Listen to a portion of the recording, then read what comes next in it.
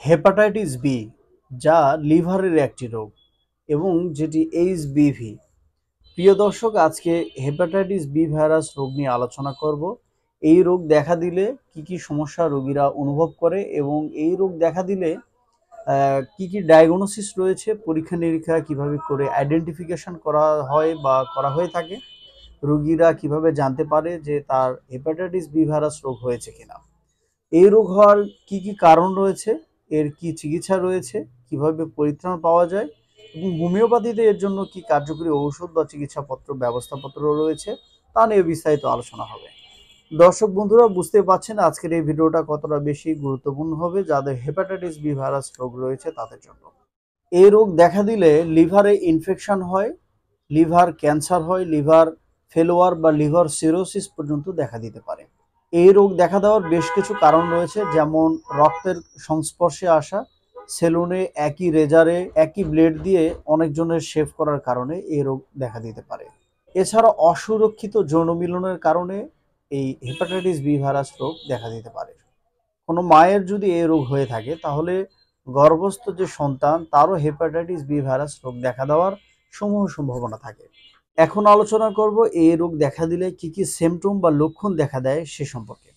Hepatitis B virus রোগ যদি কারো দেখা দেয়, তার পেটে প্রচণ্ড ব্যথা করতে পারে এবং কনস্টিপেশন হতে পারে, অর্থাৎ টয়লেট ঠিকমতো না হতে পারে, কোষ্ঠবদ্ধতা, পায়খানা কষা হতে পারে, অনেক বেশি অ্যাসিডিটি দেখা দিতে পারে, ক্ষুধা মন্দা রোগ দেখা দিতে পারে, ঘুমের ব্যাঘাত হতে পারে, এছাড়া বুকে জ্বালাপোড়া করতে পারে, বুক ধড়ফড় করতে পারে, চোখ হলুদ বা গায়ের চামড়া ফ্যাকাশে ধরনের হওয়ার সম্ভাবনা থাকে, প্রস্রাব হলুদ এবং প্রচণ্ড জ্বর, বমি বমি ভাব বা বমি হয়েও যেতে পারে। এর বেশ কিছু ডায়াগনোসিস রয়েছে যেগুলো রোগীরা এই সিমটমগুলো নিয়ে আমাদের কাছে আসে যখন আমরা সাসপেক্ট করি বা সন্দেহ করি এই রোগীর হয়তো বা হেপাটাইটিস বি ভাইরাস রোগ হয়েছে।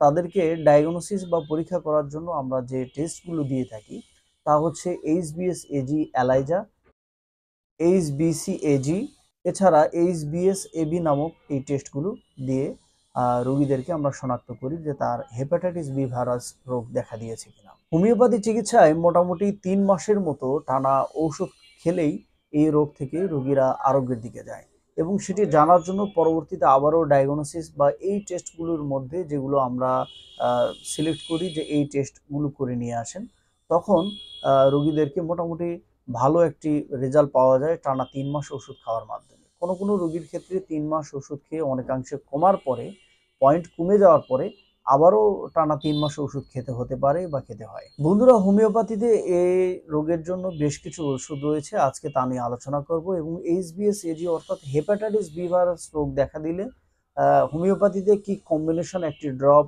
রয়েছে, কম্বিনেশন আকারে মাদার টিনচারের সমন্বয়ে যে ওষুধটি তৈরি করা হয় সেটি হচ্ছে কার্ডোয়াস মারি মাদার টিনচার এবং চিওনান্থাস মাদার টিনচার এবং চিলিডোনিয়াম মাদার টিনচার। এটি 30 ml করে একসাথে নিয়ে 100 ml একটি বোতল নেবেন, বোতল নিয়ে একত্রিত করে 10 বার জোরে জোরে ঝাঁকি দিয়ে এটি তৈরি করে নেবেন। এরপরে সকালে 20 ফোঁটা, দুপুরে 20 ফোঁটা এবং রাত্রিবেলা 20 ফোঁটা ভরা পেটে আধা কাপ পানি নেবেন, পানির মধ্যে নিয়ে এটি নিয়মিত সেবন করবেন।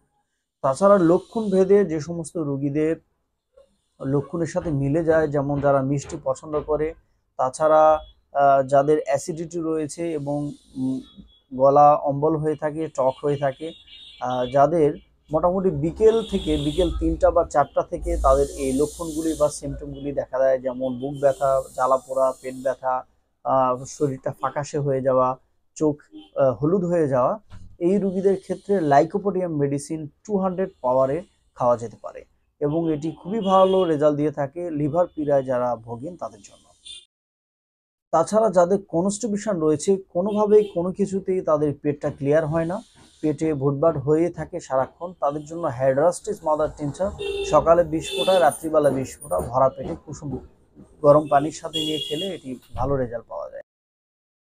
একটি বায়ো কম্বিনেশন মেডিসিন রয়েছে যেটি BC-25 নামে পরিচিত। এই BC-25 নাম্বার এটি যদি আপনি খান, এটি সকালে 10 বড়ি এবং রাত্রিবেলা 10 বড়ি করে যদি ভরা পেটে আপনি খান, 10 বড়ি করে খেলে আপনি বেশি ভালো রেজাল্ট পাবেন। এছাড়া যাদের শুরুতে রয়েছে তাদের সকালে 4 বড়ি, রাত্রে 4 বড়ি খেলে চলবে।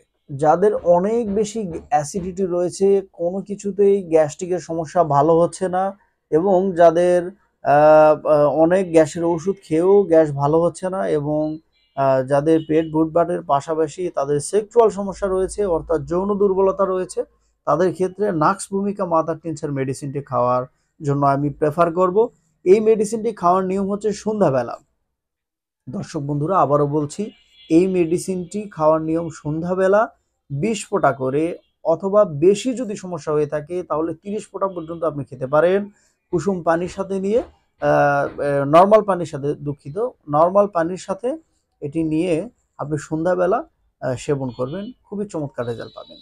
আজকে যে মেডিসিনগুলো কথা বললাম টানা 3 মাস যদি আপনি খান, হেপাটাইটিস বি ভাইরাস রোগ থেকে আশা করছি আপনি পরিত্রাণ পেয়ে যাবেন, এবং 3 মাস আপনার অতিক্রম করার পরে অবশ্যই আবারও টেস্টগুলো করিয়ে নেবেন।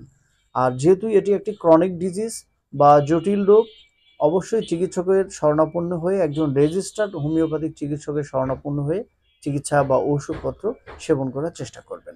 মনে রাখবেন, হোমিওপ্যাথি ঔষধ নিজে নিজে খাওয়ার থেকে ডক্টরের পরামর্শ নিয়ে খাওয়া অধিক উত্তম।